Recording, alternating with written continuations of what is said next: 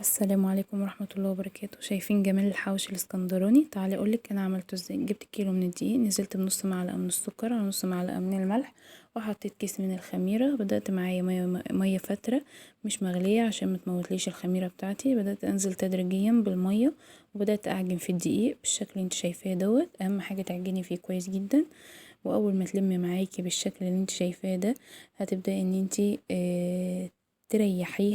تريحيها او تخمريها. انا هنا سبتها ان هي تخمر.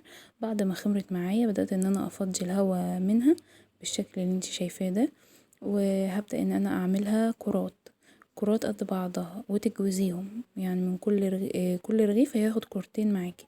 بدأت ان انا اسيبها ترتاح، وجبت معايا كيلو من اللحمة، حطيت قرن فلفل حامي على 4 بصلات كبار، وصفيتهم من المية كويس، ونزلت معلقة كبيرة من بهارات الحواوشي وملح وفلفل، وبدأت ان انا اسمخهم كلهم كده مع بعض، وهركنها بقى عقبال ما افرد العجينة بتاعتي. هبدأ بقى اجيب كورة كورة كده بعد ما ارتاحت. تبدأي ان انتي تفرديها بشكل داير كده والسمك اللي انتي شفتيه ده. هبدأ ان انا اعمل الكورة التانية، فردتها برضو بنفس السمك الاولاني وبنفس الحجم. هبدأ اجيب قطعة من قطعة اللحمة بتاعتي اللي انا عملتها، وهبدأ ان انا احطها في نص الرغيف بتاع الحواوشي، وهبدأ ان انا افرده. وبعد كده اجيب الطبقة التانية من العجينة اللي انا عملتها، وهبدأ ان انا اقفلها بالشكل اللي انت شايفاه ده.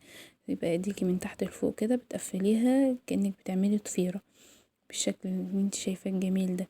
هتبدأي بقى تجيبي صينية وتحطي فيها معلقتين من الزيت وتدهنيهم كويس جدا، وتحطي فيها الرغيف بتاعك، وتبدأي ان انت تبططيه تبطيطة كده خفيفة زي ما انا عملت، وتجيبي شوكة وتبدأي ان انت تنغزيها عشان لما الحواوشي يعلى معاكي. ده ممكن بقى تحطي على الحواوشي عادي ميكس جبن، مفيش اي مشكلة.